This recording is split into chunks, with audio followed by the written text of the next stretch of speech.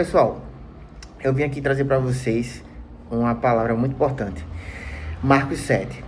E aqui vamos trazer esse devocional para a gente, o que a gente pode aprender e aplicar isso, tá bom?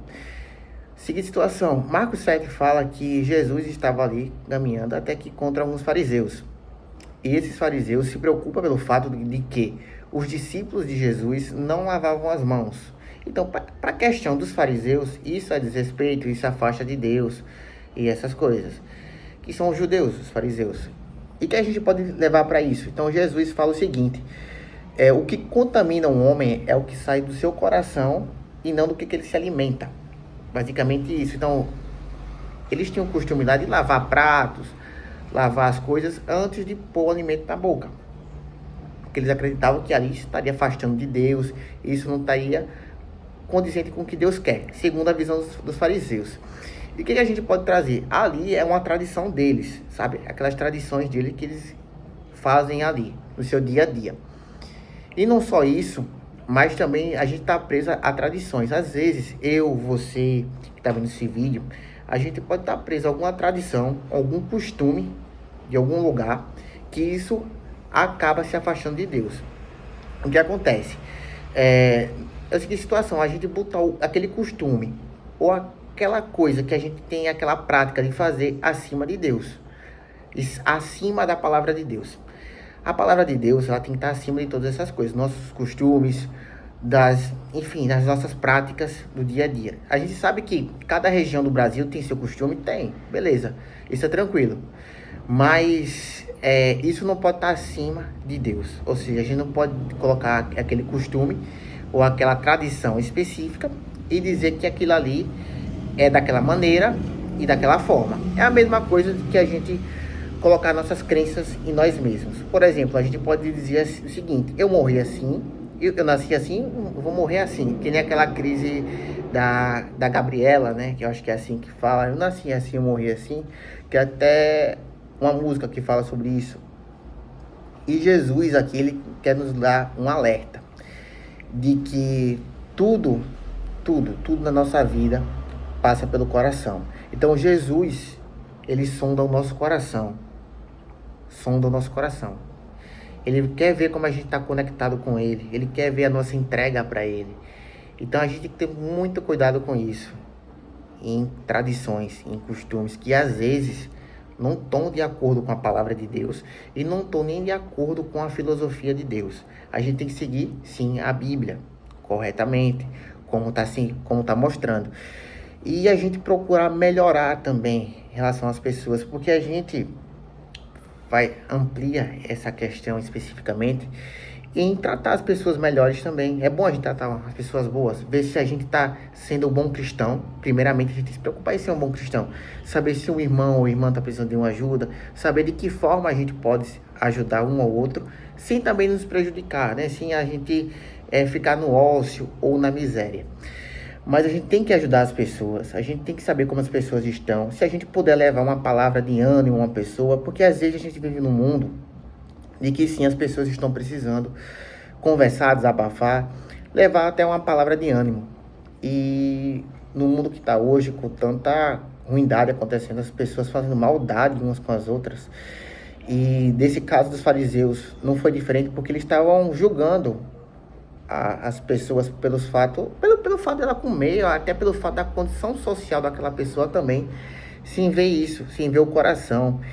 E até a gente partindo por um lado de assim, a gente ser religioso demais, a gente ser um pouco tão religioso que a gente colocar as nossas tradições, a nossa religiosidade acima de qualquer coisa. Por exemplo, a pessoa ser uma pessoa extremamente preconceituosa com outras pessoas, a pessoa ser uma pessoa que desrespeita todo mundo, a pessoa que chega em casa, em vez de trazer a paz, ela traz brigas e confusões para dentro de casa. E isso é muito ruim.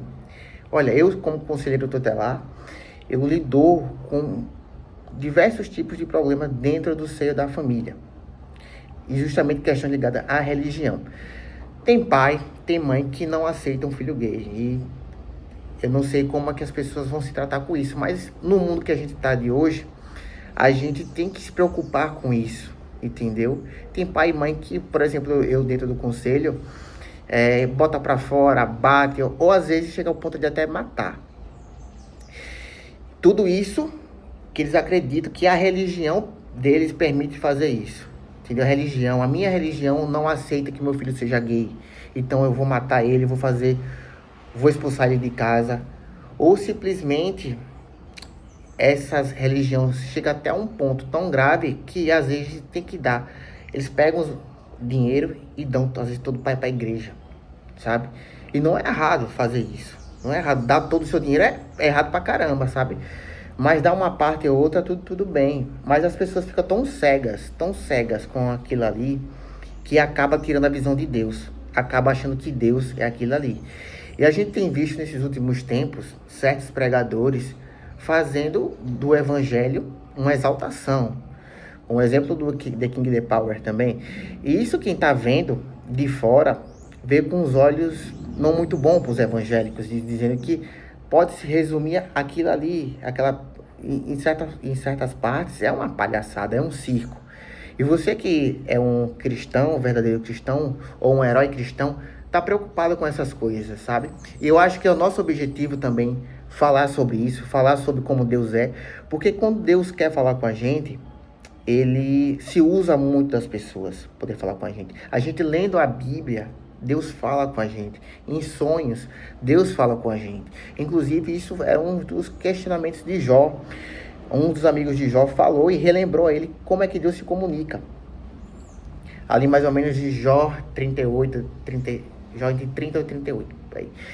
E ele fala sobre essa questão, ele traz à tona de quem é Deus para nossas vidas. Ele faz entender quem é Deus. Porque às vezes Jó estava naquela situação tão angustiante que ele se esqueceu de quem era Deus. E Deus teve que se relembrar ele. Ele sofreu pra caramba também. E Marcos 7, ele nos dá uma aula muito boa sobre como a gente ser um bom cristão, ser uma boa pessoa que está simplesmente preocupada com isso. Porque nesse mesmo capítulo fala essas coisas, de que tem que dar todo o dinheiro que eles pediam para sinagogas e tal, e não cuidar do pai e da mãe.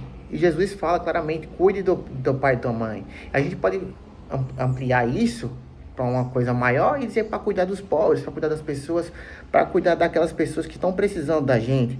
Às vezes aquele dinheiro, ele é mais útil dando para uma pessoa que precisa, ou seja, aquele dinheiro é mais útil abençoando uma pessoa que precisa. Você também pode sim abençoar a sua igreja da maneira que você achar necessário, mas ali é muito importante a gente entender isso. E nessa mesma parábola, tem no caso da mulher de Sírio, que fala da seguinte questão, que a mulher estava com a filha endemoniada dentro de casa e não sabia o que fazer. E pela fé dela, pela fé que ela tinha em Cristo, a filha dela foi libertada daquele mal. Então, a gente precisa, em certas formas, ter fé também. Tem fé que já aconteceu. A gente tem que caminhar pela fé. Então, já aconteceu aquela situação. Já deu certo. Então, a fé em Deus que ela tinha curou a filha dela. E dali a gente pode ampliar por muita coisa essa situação. A gente pode sim ampliar, a gente pode sim conversar isso. E também que Jesus cura um cego, um surdo, um mudo. Jesus cura pessoas que precisam dele. Mas para isso acontecer, as pessoas tiveram fé que vai acontecer, tá certo?